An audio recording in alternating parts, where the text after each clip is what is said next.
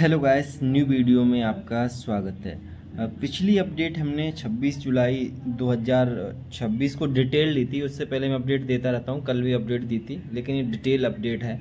उसके बाद में डिटेल अपडेट, इसी तरह की अपडेट्स अब डेली आएगी, जिससे लोगों को अब समझने में काफ़ी, एक बार जब हम डिजिटल बोर्ड ले लेंगे तो हम समझा भी देंगे किस तरह से मनी मैनेजमेंट और लोन सेक्शन, अपकमिंग टारगेट और ये सब चीज़ें वर्क करेंगी। जब तक डिजिटल बोर्ड या कोई भी बोर्ड नहीं आएगा हमारे पास, आप लोगों को समझने में बहुत दिक्कत होगी। थोड़ा बहुत मैनेज करना पड़ेगा आप लोगों को। मैनेज कुछ नहीं करना, बस आपको थोड़ा कैलकुलेटर, आपको कैलकुलेशंस अगर मेरे को मैच करना है तो वो चीज़ों पे ध्यान देना पड़ेगा। ये वीडियो 2 पार्ट में आएगी। तो पहले पार्ट में हम मनी मैनेजमेंट और ये CFC कवर करेंगे, उसके बाद loan section, then upcoming target cover करेंगे। लोन सेक्शन थोड़ा हम इसके बाद इससे लेके PDF फॉर्मेट में या उसमें वह खाता बुक से आपको दिखाएंगे, तो उसके लिए अलग है। पहले हम 2 चीज़ें कवर करेंगे, मनी मैनेजमेंट और CFC 27, जो हम हमेशा अपडेट्स देते हैं अपने टारगेट में। इस देश की अपडेट्स हम डेली नहीं देते हैं, क्योंकि ये चेंज होते नहीं, महीने के लास्ट में ये सब अमाउंट चेंज होते हैं, तो महीने में देते हैं और महीने की लास्ट तारीख होने जा रही, तो इसलिए आज अपडेट दे रहा हूँ।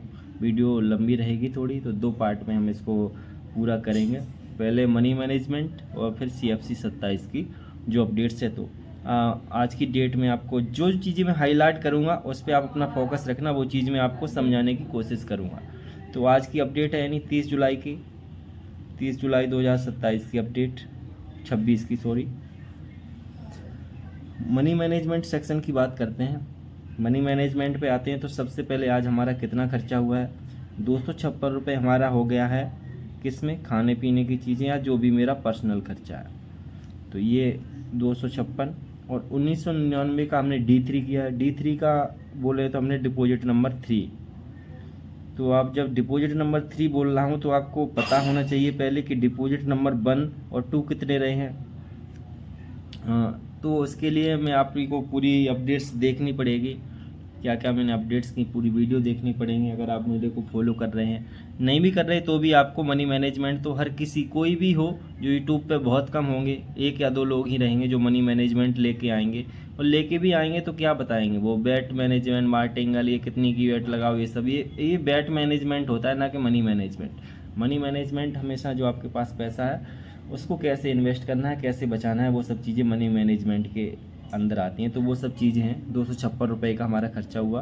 देन 1999 रुपये हमारी आज जो D3 की हमने डिपॉजिट।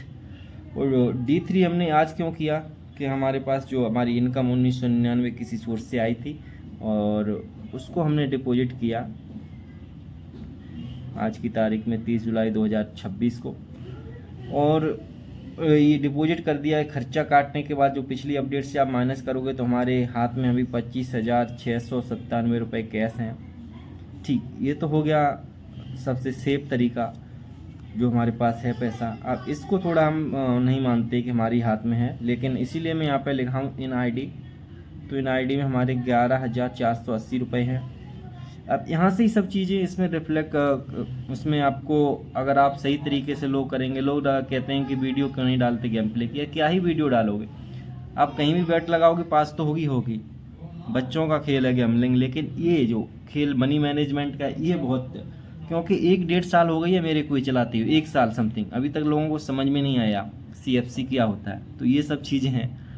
गेम कोई भी खेल के जीत जाएगा। मनी मैनेजमेंट, लोन मैनेजमेंट, ये सब चीज़ें सीखने वाली होती हैं। वो कोई चीज़ सीखना नहीं चाहता, क्योंकि इसमें ना आपके हार्मोन रिलीज होते हैं ना कुछ होता है।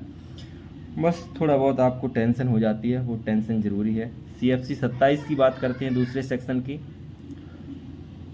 तो आज की जो हमने प्रॉफिट किया है 9481, ये प्रॉफिट रहा है हमारा आज का। ये तो जब हमारा प्रॉफिट ये रहा है और 1999 का ये डिपॉजिट हुआ है D3, जब दोनों जोड़ दोगे तो आपको ये वाला अमाउंट जो ID में बैलेंस आपको दिखा रहा होगा 11,480, वो हो जाएगा। सेकंड अपडेट इसकी यही थी, ID का बैलेंस 11,480 रुपये, ये वाला। उसके बाद अभी टोटल प्रॉफिट कितना हो गया है, तो ये 66K981 इतना प्रॉफिट हो गया है। ये वाला प्रॉफिट हम ऐड कर देंगे प्रीवियस प्रॉफिट में, तो देन ये प्रॉफिट निकल के आता है। डे कंप्लीट इसी के आधार पे हो गया है हमारा 12 अप्रैल 2027 तक का टारगेट पूरा हो गया है और डे 102 हमने कंप्लीट कर लिया है। और टोटल डिपॉजिट की बात कर रहा था मैं, तो इससे पहले मेरा 24,000 का डिपॉजिट था। डिपॉजिट नंबर 1 4,000 का, डिपॉजिट नंबर 2 20,000 का, जिसमें हमने एक भी प्रॉफिट नहीं किया और 20,000 लॉस करा दिए।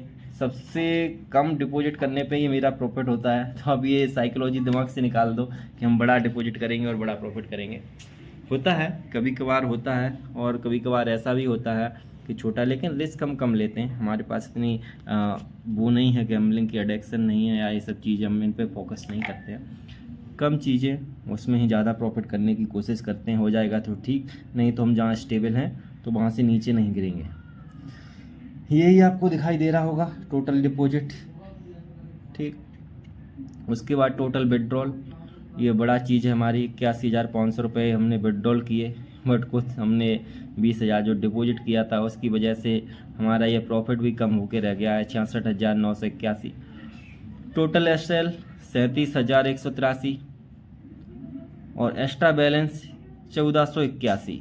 1481 एक्स्ट्रा बैलेंस किस लिए है वो आपको पता चल गया होगा, क्योंकि हमारा फिक्स एसएल है 10,000 का, तो आईडी में बैलेंस है 11,480, यानी तो 1480 एक्स्ट्रा बैलेंस है।